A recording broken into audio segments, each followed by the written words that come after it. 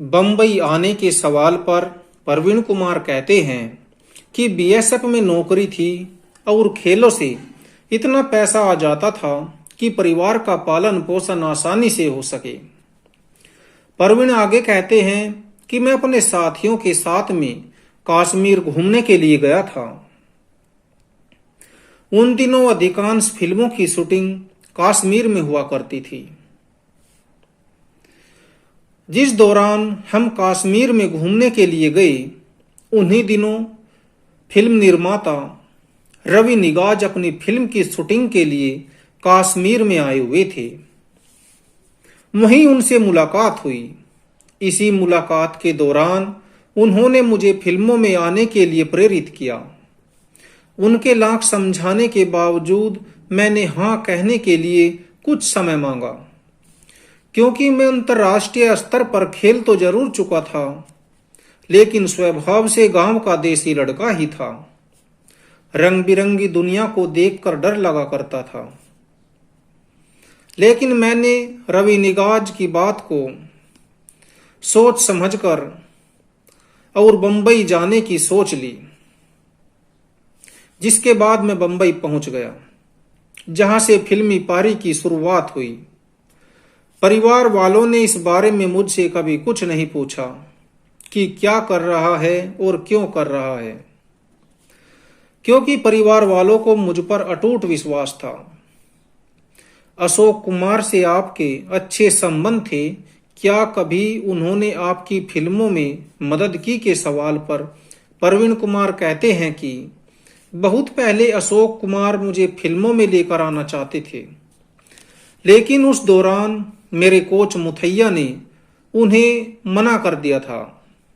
बाद में अशोक कुमार जी ने मेरी कोई मदद नहीं की, ना ही मैंने उनसे कोई मदद मांगी।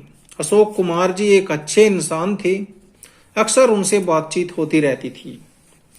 प्रवीण कुमार पंजाब की एक घटना का जिक्र करते हुए कहते हैं कि मैं भीम का रोल कर चुका था, फिर पंजाब आना हुआ।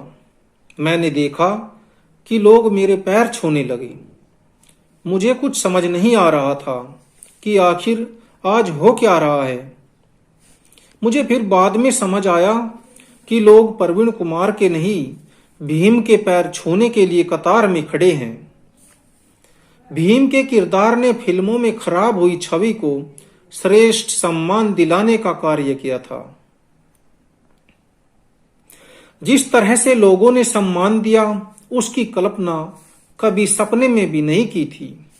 भीम के किरदार के बाद किसी और किरदार को निभाने की तमन्ना थी जो अधूरी रह गई हो के सवाल पर प्रवीण कुमार कहते हैं कि महाराणा प्रताप का किरदार निभाने की बहुत तमन्ना थी। यह किरदार मुझे बहुत प्रभावित किया करता था, क्योंकि उसने अपने कालखंड के दौरान बड़े बड़े राजाओं महाराजाओं को धूल चटाई थी। महाराणा प्रताप का किरदार करवाने के लिए एक निर्माता ने मुझसे संपर्क भी किया था। इस सीरियल में काम करने के लिए मैं भी उत्सुक था, लेकिन कुछ तकनीकी खामियों की वजह से यह धारावाहिक बनने से रह गया था। प्रवीण कहते हैं कि फिल्म हो या टेलीविजन, अच्छे कार्य की चर्चा हर जगह होती है। क्या आपने रामायण महाभारत को परिवार के साथ टीवी पर देखा है के सवाल पर प्रवीण कुमार कहते हैं कि रामायण को परिवार के साथ बैठकर देखा है। रामानंद सागर ने रामायण को बनाने के दौरान 18 भाषाओं में छपी रामायण पर रिसर्च किया था तथा कई सारे विद्वानों से विचार विमर्श किया था। इसके बाद रामायण बनाई गई थी। रामायण के बाद महाभारत को भी बनाने में इसी प्रक्रिया को अपनाया गया था।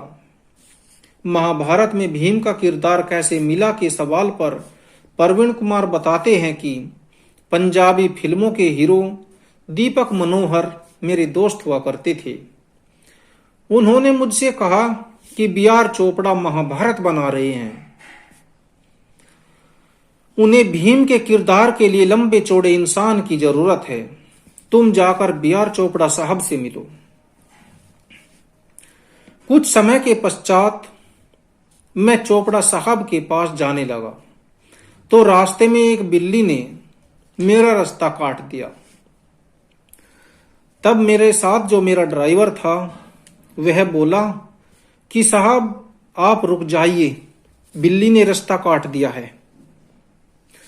लेकिन मैंने उससे कहा कि बिल्ली के रास्ता काटने से कुछ नहीं होता,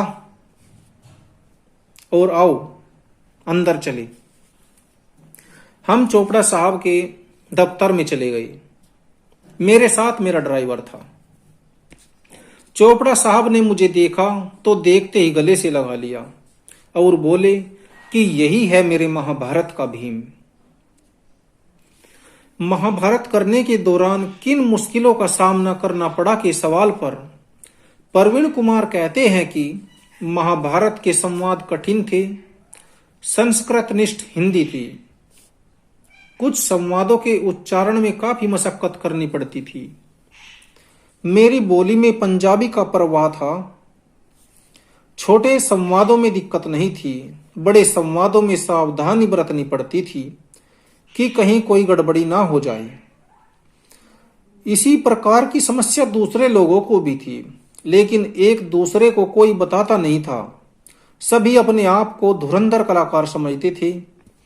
बाद में सभी को एक नई पहचान मिली, क्योंकि काम बोलता है।